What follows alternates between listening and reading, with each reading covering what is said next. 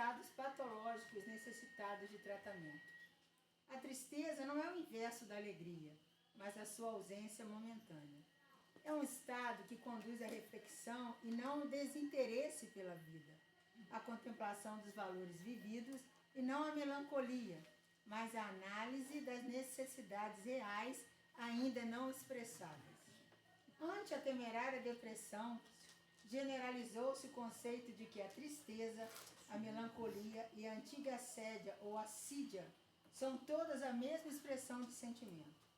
A tristeza, porém, é um fenômeno natural que ocorre com todas as pessoas, mesmo aquelas que vivenciam os mais extraordinários momentos de alegria. Pode ser considerada como uma pausa para a compreensão da existência, avançando no rumo do júbilo.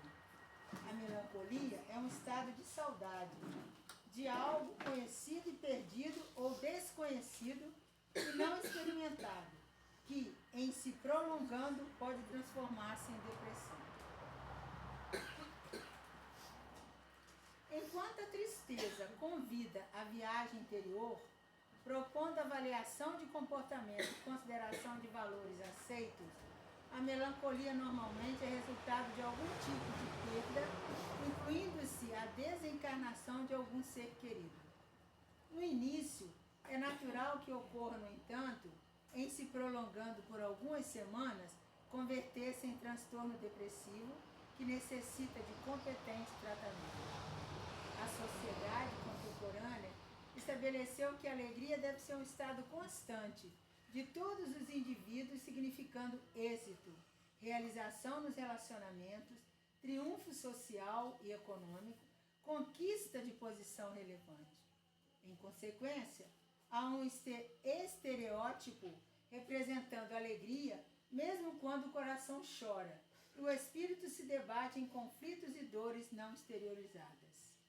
Ninguém pode viver em alegria permanente, o que seria igualmente patológico, uma forma de alienação da realidade, que sempre exige seriedade, esforço e trabalho, a fim de ser vivida em forma edificante. A frivolidade apresenta-se quase sempre em alegria leviana, irresponsável, porque desvia a pessoa das responsabilidades que lhe dizem respeito, flutuando na indiferença entre os deveres e os prazeres.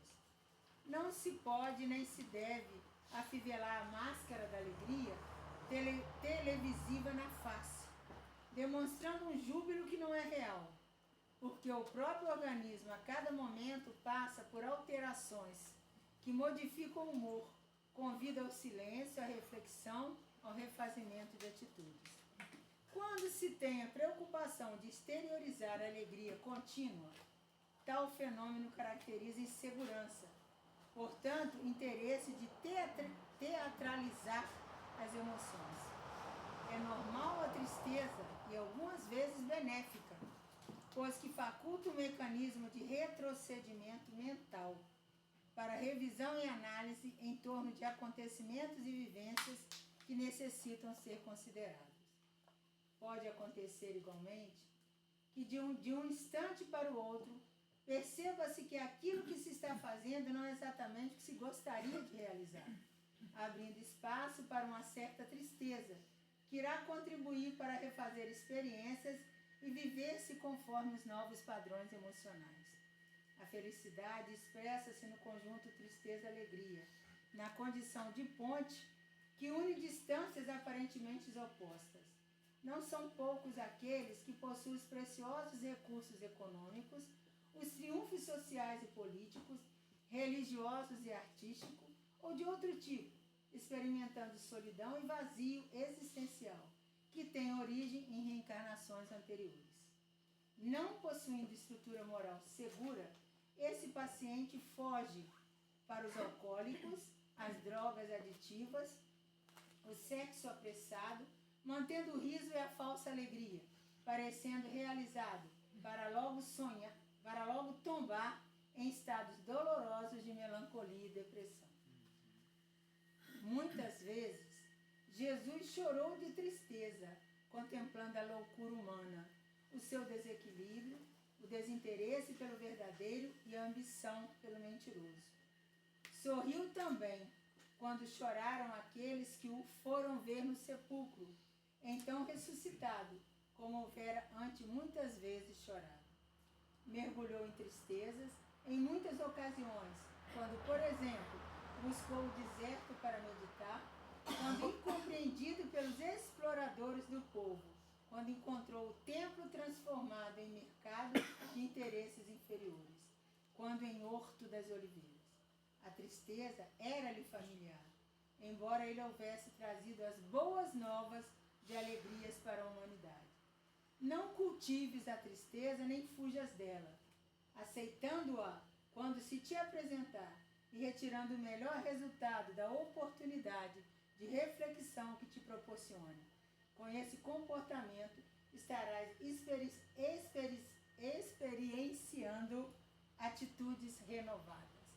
Então, quer dizer, vem mostrar pra gente, essa página caiu outro dia para mim ler, mas eu estava tão mal, justamente no momento ruim, eu falei, eu não vou falar sobre a tristeza, porque eu estou, né, não vou ler sobre a tristeza, porque eu estou triste. Mas eu me lembrava sempre do que o Chico Xavier fala, que nem tudo na vida é alegria, nem tudo é tristeza, tudo é passageiro, né? Existem os momentos de alegria e os momentos de tristeza, e que a gente deve procurar tirar sempre uma lição de tudo isso, né? Naqueles momentos de alegria, a gente busca absorver e guardar para aqueles momentos de tristeza que a gente for vivenciar. E o Óleo fala muito comigo, te dou o direito de sentar e chorar, mas não te permito que fique sentado, chorando o tempo todo. Chore, coloque para fora a tristeza, mas levante e dê continuidade à vida.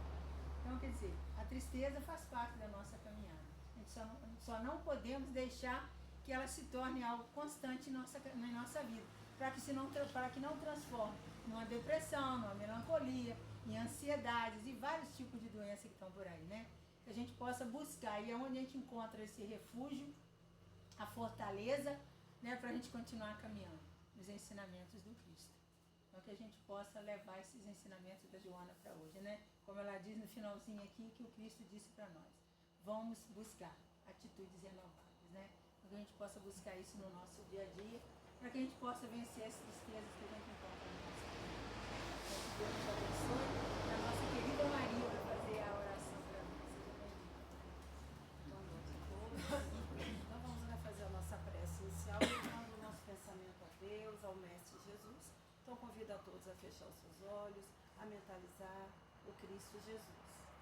Senhor Deus, Pai de divina bondade, Jesus, Mestre da Menina, Mãe Santíssima, Mãe de todas as mães, mentores responsáveis por essa casa, pelas atividades da noite, os nossos protetores, agradecemos a oportunidade de estarmos aqui essa noite, podendo estudar um pouco e receber as bênçãos que são preparadas para cada um de nós.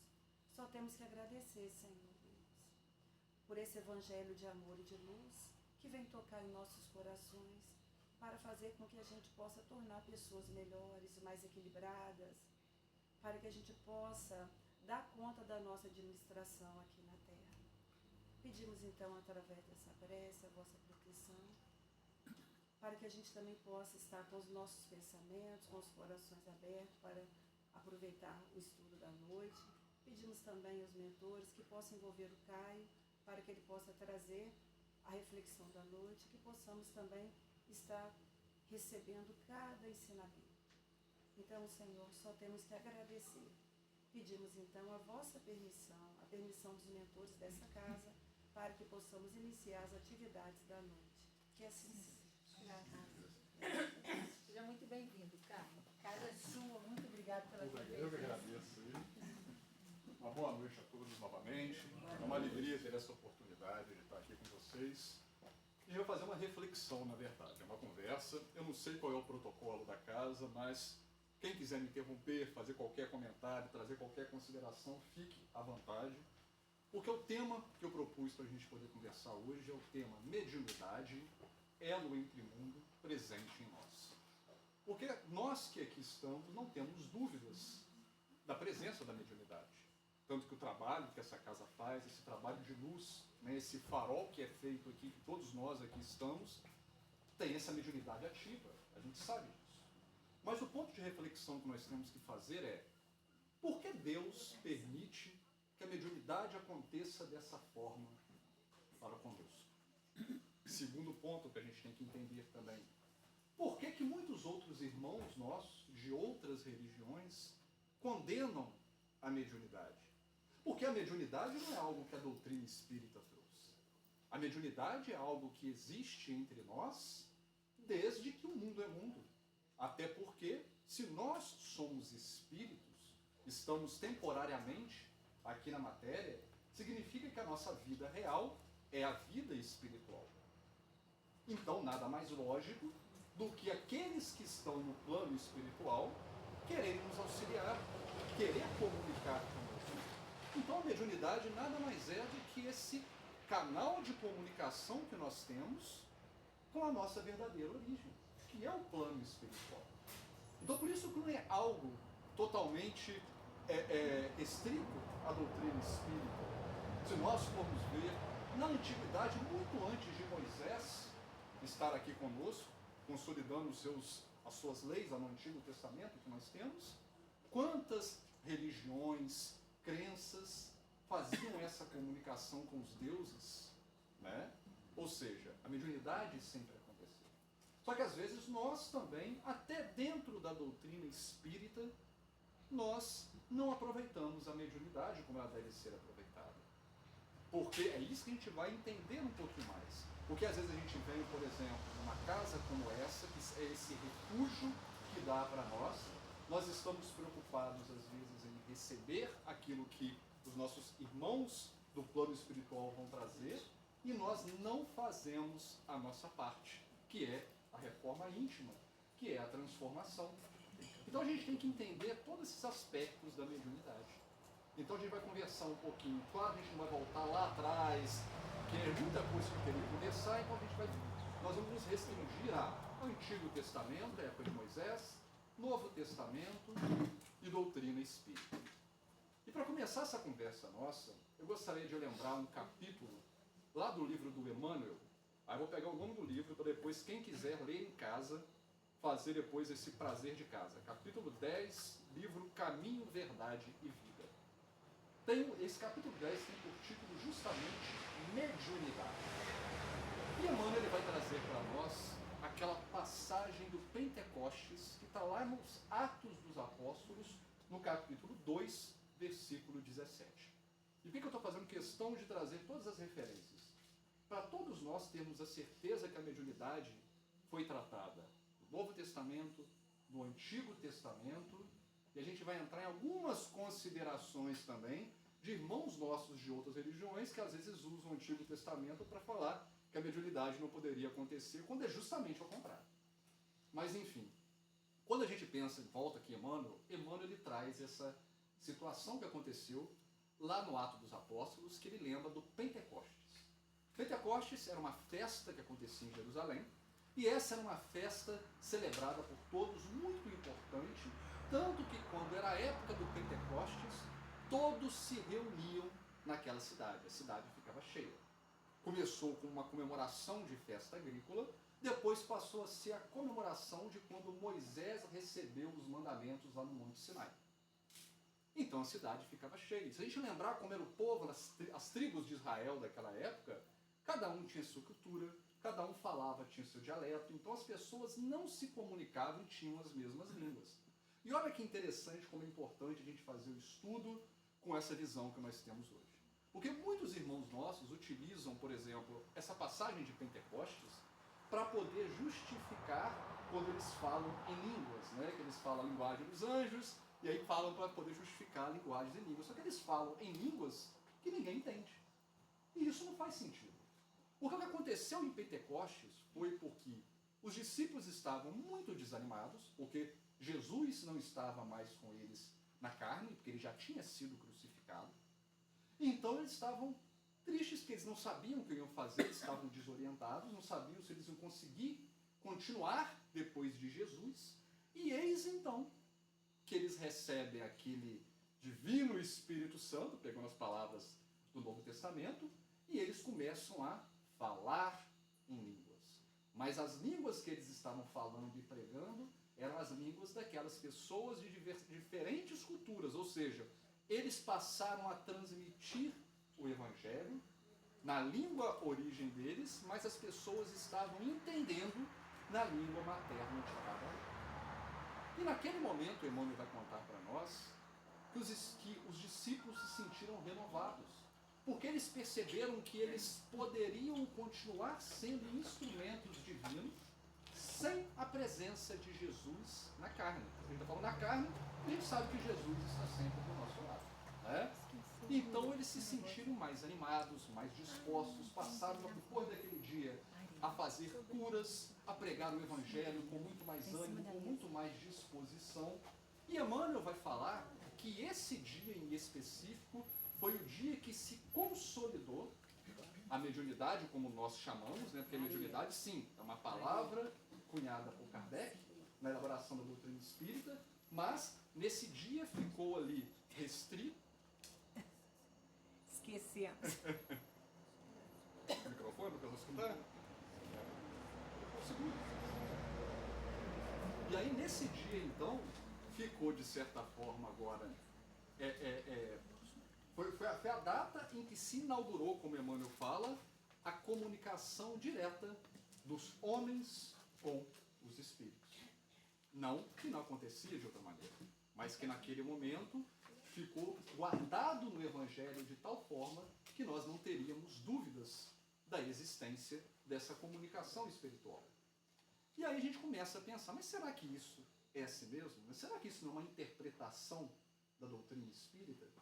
Porque a gente percebe, a gente sabe que muitos dos nossos irmãos evangélicos, eles criticam, falam que nós estamos, de certa forma, iludidos, porque Moisés, conforme eles falam, proibiu a comunicação com os mortos. Ou seja, nós não poderíamos estar conversando com os mortos.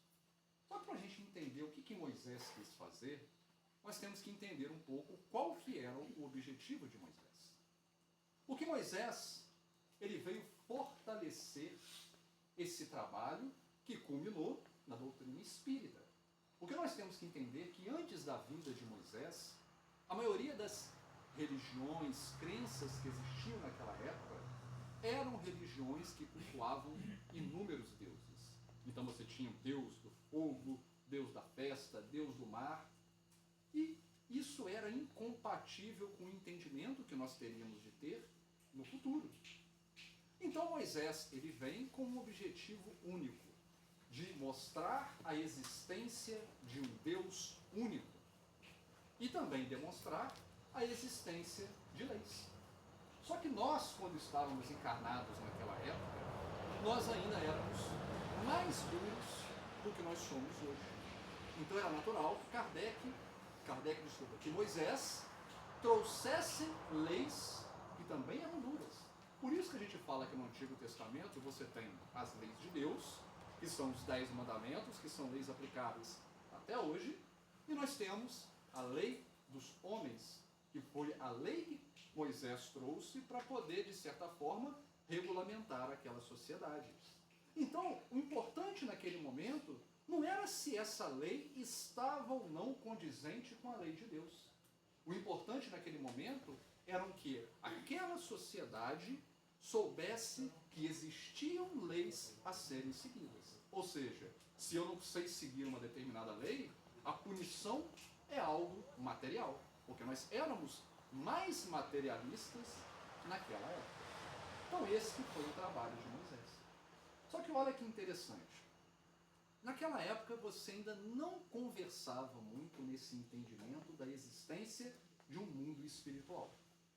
Tanto que Moisés traz, quando a gente vai ler o Antigo Testamento, os Salmos, dentre tantas outras coisas, nós vamos perceber que nunca se fala nesse mundo após a morte. Se fala, nós vamos morrer, nós vamos ficar em descanso por um tempo e nós vamos depois reviver dentro do mundo material. Tanto que quem tiver curiosidade de ver lá no Antigo Testamento, vai ver que, por exemplo, Matusalém, Noé, eles tinham idade de 900 anos, 1000 anos, porque eles traziam o seguinte entendimento: aquele que vivia seguindo as leis divinas, eles viveriam mais.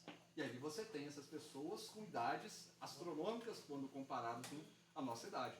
claro que isso é tudo uma questão, não é que aconteceu, a gente tem que entender que o Antigo Testamento traz muita coisa simbólica também para a gente poder compreender, né? Adão e Eva, então, mas aí é uma outra conversa que a gente tem que ter. Mas o interessante é que você não tinha essa ideia de existência do mundo depois da morte do corpo físico.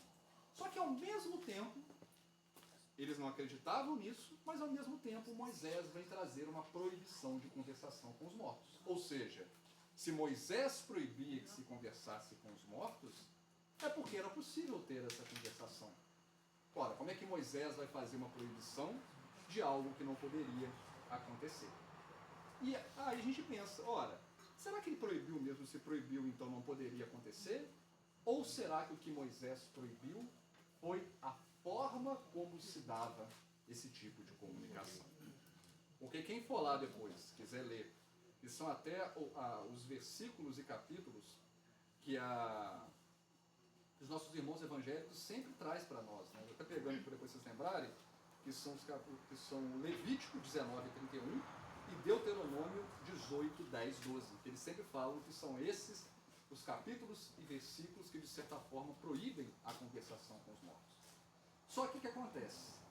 Eles falam isso, mas esquecem de ler depois Números capítulo 11. Porque em Números capítulo 11, a gente tem lá uma história onde Moisés fala que existem 70 pessoas, ou seja, os 70 anciãos, e esses 70, desde que eles estejam juntos e eles estejam sob a tenda, eles podem usar desses dons proibidos, ou seja, eles poderiam conversar com os mortos. Então a gente percebe que a proibição não era algo absoluto. E Números continua ainda, fala para nós, olha, existe uma situação em que tinham duas pessoas que não pertenciam a esses 70 e eles estavam utilizando-se dos dons proibidos. Aí Josué vira para Moisés e fala, vamos proibir, o que nós vamos fazer com eles? Aí Moisés fala, não, deixai eles agir, quem dera todos em Israel agissem como esses dois. Ou seja, nós percebemos que o problema não era a conversação com os mortos. O problema era o objetivo que se tinha em querer conversar com os mortos. E aí nós vamos trazer para a doutrina espírita e para nós, hoje em dia, em 2025. Quando nós vemos nessa casa, nesse farol de luz, buscando não só essa palavra que sempre é trazida por meio dos estudos para nós, mas também esse amparo que nós vamos receber pela mediunidade daqueles que orientam o trabalho desta casa, qual que é o nosso objetivo? O que nós estamos procurando? Né? Porque a gente também percebe que outras casas, às vezes aquelas casas que não são casas sérias, utilizam dessa dita comunicação para trazer informação do mundo material, ou seja, às vezes nós estamos buscando algumas casas para ter informação de questões materiais, ou seja, será que o meu filho vai passar no vestibular? Será que o meu casamento vai dar certo? Será que eu vou ficar rico? Ou seja, perguntas meramente materiais. E nós, como espíritas, sabemos que esse trabalho mediúnico, por isso da importância de nós compreendermos isso, é algo muito mais sério, muito mais grave do que isso. Porque nós não estamos preocupados aqui com a questão material, com os nossos bens materiais, com que se nós estamos passando por dificuldades financeiras ou não, porque isso compete a nós, compete ao nosso trabalho. Nós estamos aqui para ter essa energia, essa força necessária para fazer o que nos compete. Então é por isso que nós começamos a nossa conversa lembrando desse capítulo do Caminho, Verdade e Vida do Emmanuel, quando ele fala de como os discípulos se sentiram depois que eles começaram a falar em línguas e tiveram essa comunicação direta com o plano espiritual. Ou seja, eles se sentiram animados, bem dispostos. Então, quando nós estamos aqui, ou em outras casas, recebendo diretamente alguma orientação, algum remédio, algum auxílio desses nossos irmãos abnegados no mundo espiritual, nós temos que aproveitar esse momento para nos fortalecer, refletir e pensar o que eu tenho que fazer. Porque a doutrina espírita, ela traz de maneira muito clara esse entendimento das dificuldades que nós estamos passando, dos desafios que nós estamos passando na nossa vida. A gente sabe que existem muitas injustiças no nosso mundo, mas não porque Deus é injusto, porque nós, homens, ainda somos injustos. Nós sabemos que ainda temos muitas diferenças em termos sociais, mas isso faz parte da lei divina por conta daquilo que nós plantamos em outros momentos, seja de maneira individual ou seja de maneira coletiva. Que a gente sempre fala, o plantio, nós podemos escolher o que nós vamos plantar, mas a colheita necessariamente vai ser conforme aquilo que nós plantamos. E isso é da lei de Deus. É uma lei divina que nós estamos aqui para poder corrigir a nós mesmos por conta das condutas que nós fizemos em outro momento. Tem um outro livro do Emmanuel que ele traz um capítulo que eu acho muito interessante, eu gosto dele, que ele fala que é a lição da aranha. E ele faz como se fosse uma espécie de parábola, né? Trazendo uma imagem onde nós temos um professor com o seu aluno, e esse professor e o aluno estão discutindo sobre os desafios, as dificuldades que nós enfrentamos nas nossas vidas. E esse professor então faz um convite para o aluno, convida ele para uma casa que estava semi-abandonada. Quando eles chegam nessa casa, tem uma teia de aranha lá no canto da sala com uma aranha presa nessa teia. E a aranha, ou seja, estava presa na própria teia que ela teceu. E aí chega lá com o espanador, tira a aranha daquela teia, a aranha vai e se esconde num buraco lá no chão que estava, um buraco escuro, úmido no chão. No outro dia eles voltam, eis que a aranha faz outra teia de aranha em outro lugar e se encontra presa novamente. E aí a mesma coisa, eles vão para a teia de aranha, tira a aranha, liberta a aranha e a aranha vai para o buraco. Terceiro dia, e isso vai ser repetido. Vai ser repetido. E a conversa que esse professor com seu aluno e Emmanuel depois vem trazer o seu entendimento é no sentido de que nós somos tal como essa aranha. Ou seja, as dificuldades que nós estamos passando, os desafios, as dores, é por conta dessa teia que nós mesmos tecemos em outros momentos da nossa vida. E às vezes até nesse momento atual. Só que Deus, na sua misericórdia, vem com um espanador para nos tirar dessa teia e nos dar a oportunidade de nós fazermos diferente. Só que o que a gente faz é igual a aranha. A gente vai para esse buraco e nos escondemos.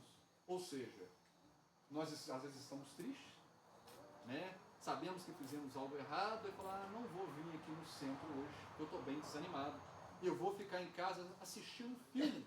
E aí a gente escolhe aquele filme de violência, aquele filme de sensualidade, aquele filme que não vai agregar em nada na nossa vida. E nós que estávamos já numa situação de desespero, de desânimo, assim como a aranha depois de libertos, entramos para esse buraco amplificando os vícios que nós temos. Enquanto era para ser o contrário. Fomos libertos, Deus deu aquela espanada para a gente poder despertar, para a gente poder sair de onde nós estávamos. Então era necessário justamente que agora nós nos movimentássemos em direção à luz. E nós não fazemos isso. Então é isso que nós temos que entender. Entender da mediunidade como sendo, muitas das vezes, esse espanador que vai nos ajudar a tomar uma atitude, a mudar a nossa rota. O Haroldo ele faz muito uma comparação brincando daquele do GPS, né? Que você tem às vezes do GPS, vão virar para a esquerda, vai em frente, vira para a direita, aí o caminho a gente sabe que o GPS está mandando a gente ir para um caminho, nós viramos o caminho, o GPS faz o quê? Recalculando a rota, e a gente teima ainda em fazer a rota. E esse é o papel da dor. Emmanuel tem um outro texto que ele fala sobre a mestra divina, onde ele fala que a dor é essa professora que vem nos ensinar. Porque Deus é tão misericordioso conosco que Ele quer que nós nos corrigimos o mais rápido possível. E essa correção, como nós não estamos fazendo pelo amor, a gente sempre fica isso também, né? Vem pelo amor ou pela dor. Só que a dor não era necessária de acontecer. A dor só acontece porque nós ainda estamos sendo teimosos em escolher caminhos que ainda são tortuosos para nós. E aí, voltando nessa historinha que a gente está contando da mediunidade, que a gente estava no Antigo Testamento, aí nós vamos para o Novo Testamento. Depois que nós compreendemos a existência desse Deus único, nós compreendemos que existem leis a serem seguidas, Jesus surge entre nós. E Jesus vem demonstrar que essa lei que nós temos que seguir é uma lei de amor. Que o Pai é um Pai amoroso, é um Pai misericordioso. E Jesus também vem ensinar para nós algo que até então não era explanado. Que existe um mundo além do mundo material. Tanto que o mestre sempre falou, né? Meu reino não é deste mundo, há muitas moradas na casa do meu Pai.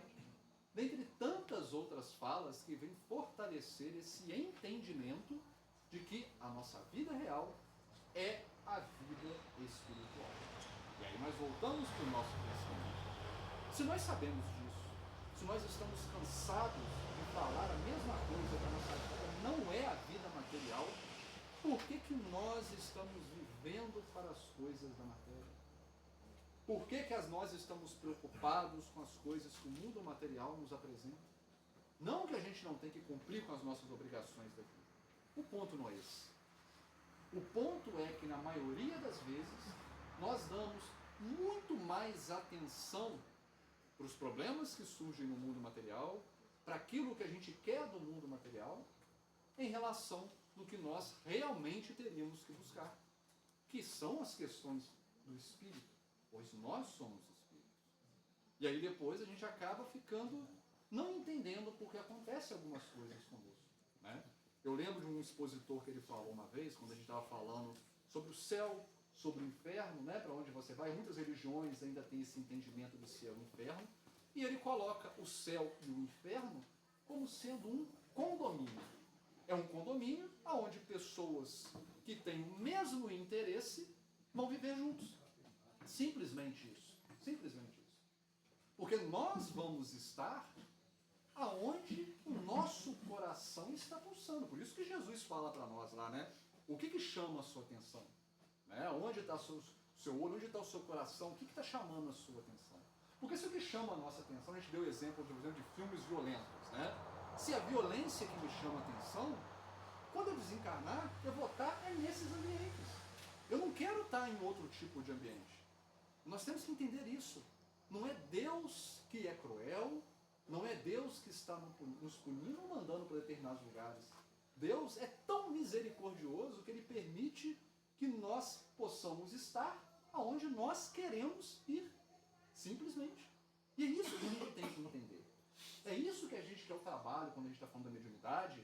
Entender que quando esses amigos vêm, quem já participou, não sei quem já participou de reunião mediúnica, onde a gente está conversando também com aqueles irmãos no mundo espiritual que estão passando por dificuldade, eles trazem os relatos deles, a gente percebe que os relatos deles são muito tristes, muitas das vezes, que são iguais aos nossos.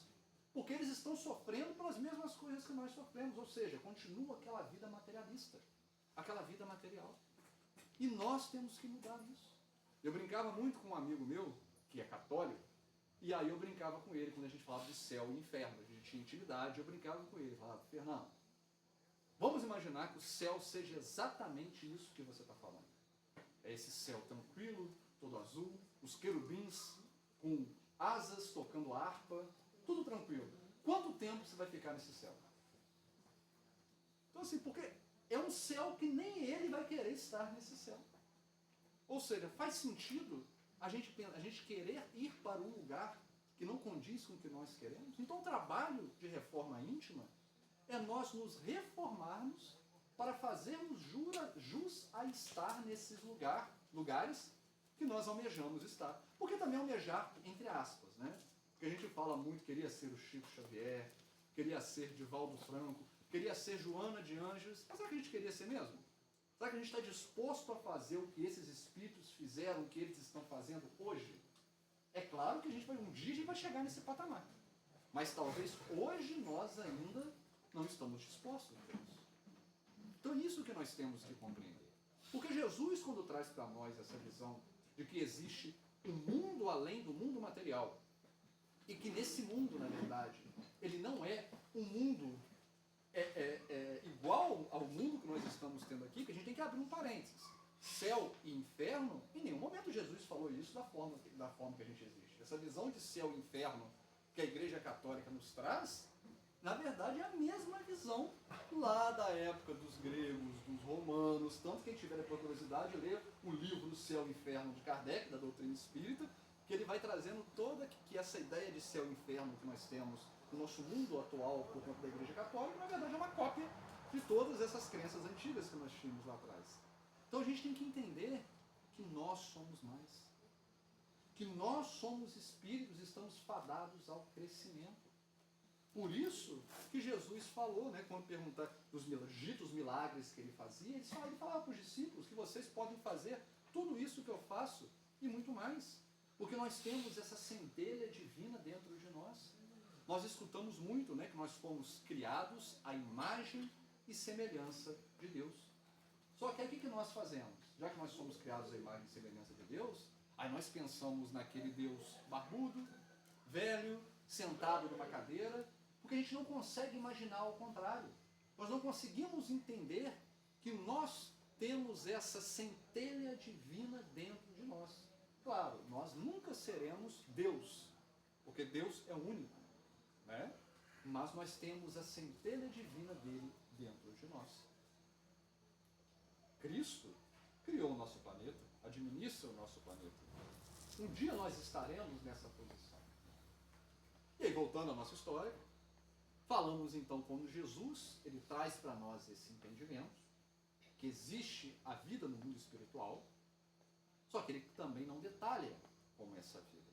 Porque nós ainda naquele momento, naquela época, não tínhamos a capacidade de compreender, tanto que hoje, 2025, nós também não compreendemos aquilo que Jesus trouxe há mais de 2000 anos atrás. Nós entendemos um Jesus completamente equivocado, defendemos coisas que o Mestre estava lutando naquela época e hoje estamos querendo atribuir aos ensinamentos dele. Ou seja, nós ainda temos uma dificuldade muito grande de colocar em prática tudo isso que Jesus nos trouxe. Mas Jesus prometeu para nós que viria aquele para nos consolar, que é o Consolador prometido. E nós entendemos como Consolador prometido justamente a doutrina espírita. Porque a doutrina espírita ela vem, de certa forma, amplificar esses ensinamentos que Jesus nos trouxe. Não está fazendo nada diferente, não está mudando nada. É por isso que eu quis falar um pouquinho de Moisés e de Jesus. Porque a mediunidade já foi trazida lá no Moisés, por Moisés, quando ele faz a lei de proibição por conta das coisas que acontecia. Jesus, em vários momentos, está falando, quando ele sobe no Monte Tabor, um pouco antes da crucificação, ele tem a conversa com Elias. Então, assim, você tem vários momentos que Jesus também está conversando, se comunicando com aqueles que já não estão entre nós. Sem contar também que a própria vinda de Jesus em matéria foi cerceada de vários momentos em que a mediunidade esteve presente. É só nós lembrarmos, né? Quando Maria recebe Jesus, no primeiro momento, ela recebe primeiro a vinda, entre aspas, do anjo Gabriel, que nada mais é do que espírito de luz, para falar que ela iria dar luz ao Filho do Senhor. Quando José fica, de certa forma, meio ali indignado por conta da gravidez, não compreende no primeiro momento, ele em sonho recebe a visita do anjo, que também vai falar com ele sobre aquele filho, era um filho, uma Maria, uma mulher digna, toda aquela história que a gente conhece do Novo Testamento. Dentre tantas outras que nós vemos a mediunidade agir de uma maneira direta para mostrar para nós a existência desse mundo fora do mundo material. E aí vem a doutrina espírita. Agora a doutrina espírita vai trazer para nós justamente esse conhecimento que temos que ter para entender que aqui nós passamos as dificuldades, os desafios por conta das nossas escolhas, que se nós quisermos estar num lugar de um mundo melhor, um lugar mais tranquilo, também depende de nós. Ou seja, no final, isso é bom e é ruim, né? É ruim porque a gente sabe que só depende de nós, mas é bom porque a gente está vendo que também depende de nós. Somos nós que temos que nos movimentar, fazer esse movimento constante para fazer diferente do que nós fizemos em outras épocas. Porque às vezes nós queremos que as coisas modifiquem, que o mundo muda, só que nós estamos fazendo a mesma coisa que sempre fizemos. E aí a gente pensa, como é que o mundo vai mudar se nós estamos fazendo a mesma coisa? Ele não vai mudar. O mundo vai ser um reflexo daquelas pessoas que estão encarnadas nele. Nós sempre lembramos dessa transição planetária, né? Que a gente fala muito da saída do mundo de provas e expiações para o mundo de regeneração. E a gente sempre lembra que não é o mundo que está mudando, porque o planeta está aí e ele continua bem, obrigado. O que vai mudar são os espíritos que vão encarnar neste planeta. E quando a gente pensa num planeta de regeneração, vão ser aqueles espíritos que já não se comprazem no mal. Claro que você vai ter uns rebeldes perdidos, assim como a gente tem hoje no mundo de expiações e provas, ainda espíritos primitivos encarnando aqui. No livro dos Espíritos deixa claro isso para nós, que Deus permite que isso aconteça, justamente para aqueles que estão numa condição inferior, possam aprender com aqueles que estão numa condição superior, e o superior também ajudar aqueles que estão numa situação inferior. Só que se nós queremos continuar neste planeta, quando esse planeta for um planeta de regeneração, é necessário que nós deixemos de praticar o mal por vontade própria. Porque praticar o mal, a gente ainda pratica. A gente sabe disso. A gente sabe que nós temos falhas, a gente sabe que nós nos equivocamos, e às vezes nos equivocamos nos mesmos erros de sempre. Só que o ponto não é cometer o erro, o ponto é o que nós estamos sentindo quando estamos cometendo esse equívoco. Porque não podemos mais cometer erros de maneira deliberada. Agora, se nós estamos nos esforçando para nos modificar, se nós estamos fazendo o possível e o impossível, né, para poder, às vezes, evitar uma atitude que nós já cometimos em outros momentos, isso já é um grande passo. Tanto que a doutrina espírita sempre lembra para nós, né? Reconhece o verdadeiro espírita pelo esforço que faz para dominar as suas más inclinações. Ou seja, é um esforço. É aquilo que nós estamos fazendo. É por isso que no Evangelho de Mateus nós temos aquela fala, né? A quem muito foi dado, muito será pedido. Porque se nós já temos hoje uma condição de um entendimento um pouco mais minucioso em relação àquilo que nós temos que fazer, nós seremos cobrados em relação a isso. É só lembrarmos da parábola dos talentos. Parábola dos talentos, que é contado lá para nós, um resumo, bem resumido. Os 3 receberam os talentos, então você tem 2 que multiplicaram e 1 que escondeu. Então quando o Senhor volta, ele pega aquele que escondeu o talento e dá para o que multiplicou. Isso é para a gente entender que se nós estamos tendo oportunidades, porque esses talentos são as oportunidades de crescimento que nós estamos tendo. Se nós temos uma oportunidade de crescimento e não estamos aproveitando esse momento, provavelmente isso será tirado de nós. Não porque Deus quer nos punir, mas é porque nós não estamos aproveitando. É só a gente pensar em quem tem filho aqui, né? Você dá tudo de bom para o seu filho, e aí você pensa para o seu filho, estou dando uma aula particular, pagando tudo, e ele não está estudando, ele não está fazendo nada, se reprova. O que você vai fazer? Não vou gastar dinheiro mais com isso. Né? Vou gastar meu dinheiro com meu filho. E aí lá na frente, quando ele passar a dificuldade, ele vai perceber o que ele tinha e ele não aproveitou. E aí esse filho agora, ele tem que se modificar de tal forma para o pai e a mãe confiar que agora ele mudou para ele poder receber o que ele tinha. E é assim que acontece conosco. Nós vemos hoje muitas vezes as pessoas mais jovens pensando em faculdade. Que faculdade eu vou fazer? Que curso que eu vou fazer? Aí você viu que aquela pessoa passou, sei lá, em medicina, esses cursos que são muito valorizados na nossa sociedade, né? Formou. E a pergunta é, o que ela está fazendo com essa faculdade? Porque se no final das contas, se ela está utilizando essa oportunidade que ela teve, por exemplo, de estudo, para poder exercer uma profissão de uma maneira totalmente incoerente com a moral que nós temos que ter, era melhor ela nem ter feito a faculdade, nem ter feito o curso. É por isso que a gente vê, às vezes, quando a gente vê lá no Evangelho, quando a gente vê no Livro dos Espíritos, vai falar sobre as provas e da riqueza, da pobreza.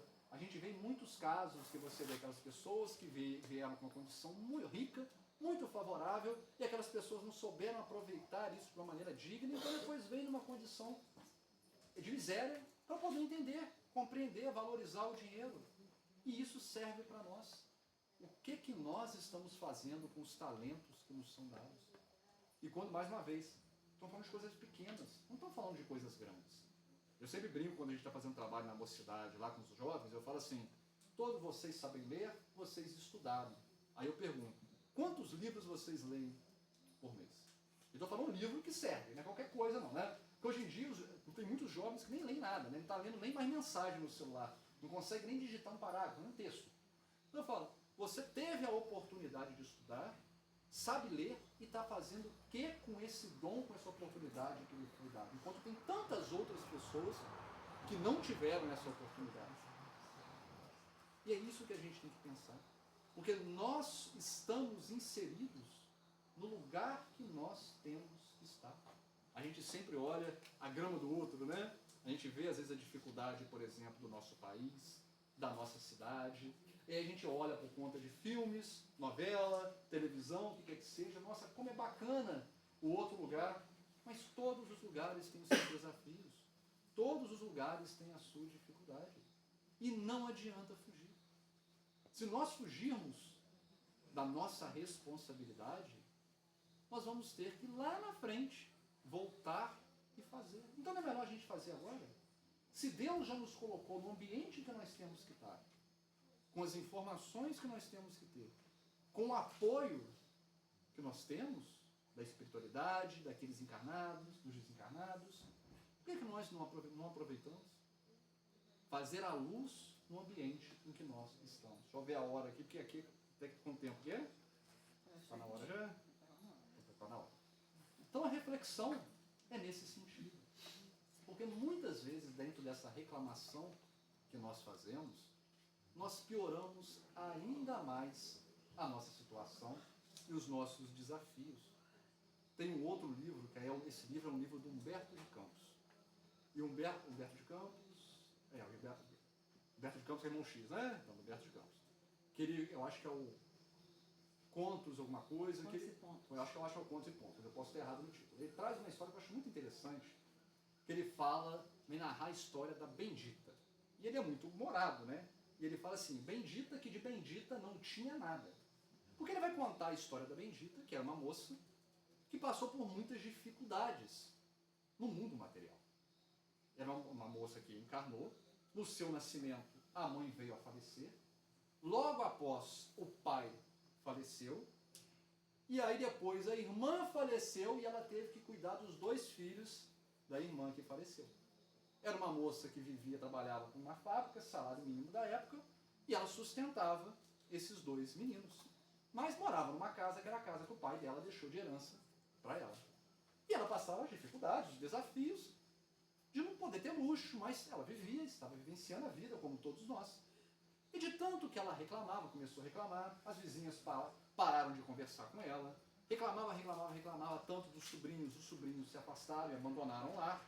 Começou a reclamar no trabalho, foi demitida. Aí ela foi demitida, teve que vender o apartamento, a casa que ela tinha, por uma mixaria, o dinheiro acabou, foi viver na rua de mendicância. E aí ela faleceu na rua, passando aquelas dificuldades que a gente sabe como é que é. E aí quando ela acorda no mundo espiritual, ela também continua reclamando. Porque ela acha que por ela ter sofrido tudo aquilo que ela sofreu no mundo material, ela não precisaria estar sofrendo também no plano espiritual. Tempo passou, tempo foi passando, até que ela lembrou de fazer uma oração, e eis que a mãe dela aparece para ela. A mãe dela aparece, ela começa a reclamar, a mãe escuta e começa a conversar com Bem-vinda depois. E fala, Bem-vinda, o seu planejamento espiritual não tinha nada disso que aconteceu. O seu planejamento espiritual era ficar órfão, né, perder os seus pais, cuidar dos seus 2 sobrinhos, mas o básico não ia lhe faltar.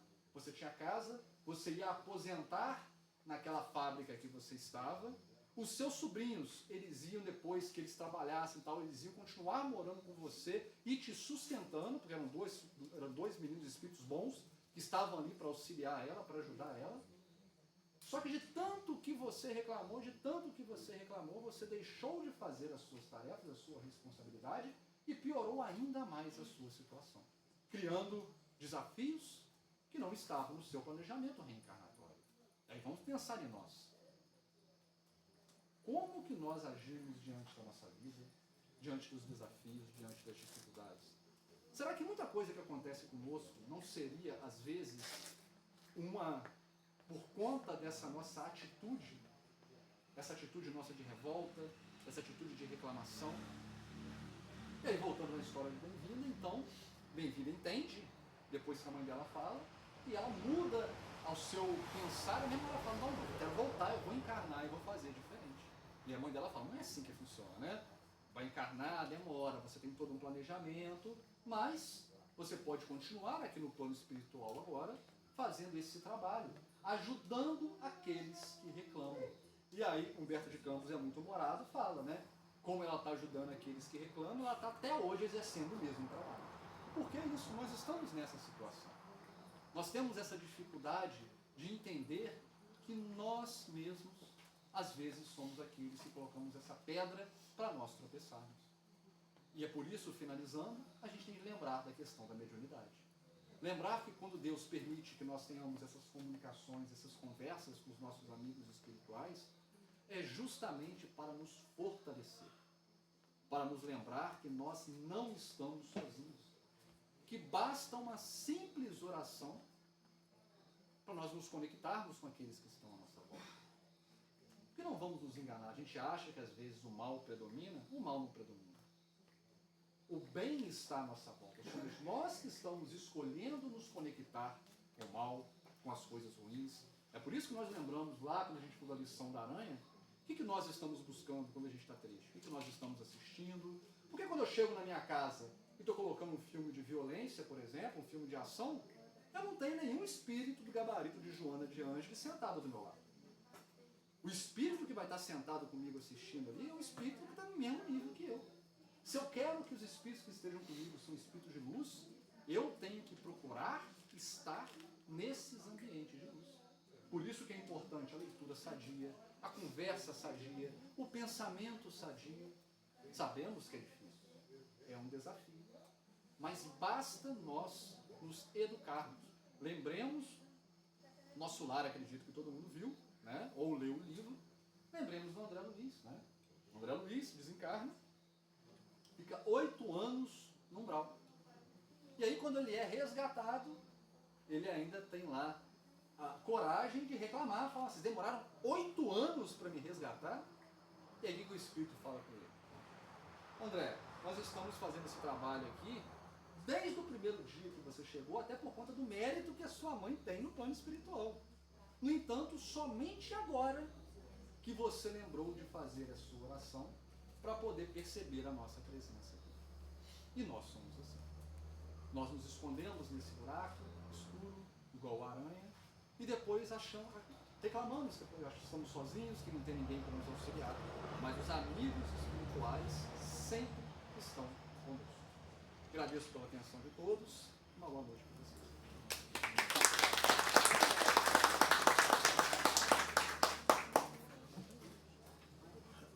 Vai falar? Pode. Pega o negócio.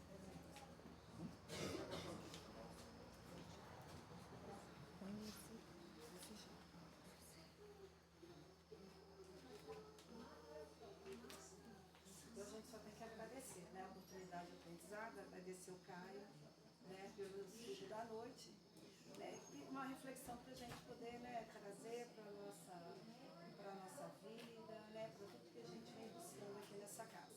Eu já estou aqui na frente multidão, como os outros, mas eu estou aqui já recebi intuição para eu vir aqui, tá, gente? A mediunidade, né? Eu comecei a treinar ali, mas já pediu para eu poder estar fechando porque precisou de um socorro. Isso. Então, eles já vieram falar comigo aqui que eu precisava de assumir. Então, é o que a gente precisa, né? A gente está sempre ouvindo os espíritos falar com a gente, né? A gente tem que sempre estar aberto a toda essa ligação, porque a gente só tem que ganhar com isso, né? Porque quando a gente está ligado a Deus, ligado aos espíritos de luz, a gente está sempre recebendo as intuições positivas, as intuições de amor, né? Então que Jesus continue abençoando a caminhada do Caio, ele continua fazendo, né? Levando esse evangelho de luz para todas aquelas pessoas que precisam. Que Deus te abençoe. Então vamos fazer a nossa prece e levar o nosso pensamento a Deus, já também aproveitando porque a gente vem aqui receber, mas a gente também tem alguma coisa para doar. E nesse momento a gente também vai doar para a gente manter o equilíbrio da casa, né? Porque como tem algumas pessoas que necessitam, a gente também vem, mas tem pessoas que precisam mais ainda do que nós. Então vamos elevar o nosso pensamento, fortalecendo os nossos pensamentos, para que a gente coopere também com essa casa de luz, né? Com os espíritos amigos. Então, Senhor Deus de bondade, Jesus, amigo, Mãe Santíssima, mentores queridos, responsáveis por essa casa, os nossos protetores, agradecemos esse momento de aprendizado que tivemos essa noite, agradecer por tudo que recebemos, Senhor, pelas bênçãos, pelas alegrias, pelas facilidades, pelas dificuldades, Senhor, que nos faz crescer, que nos faz com que a gente possa melhorar a cada dia. Agradecemos pela família que temos, que necessitamos dela no nosso caminho. Então, Senhor, grato por tantas bênçãos, pedimos com o pedido de todas as horas, por todos aqueles que sofrem,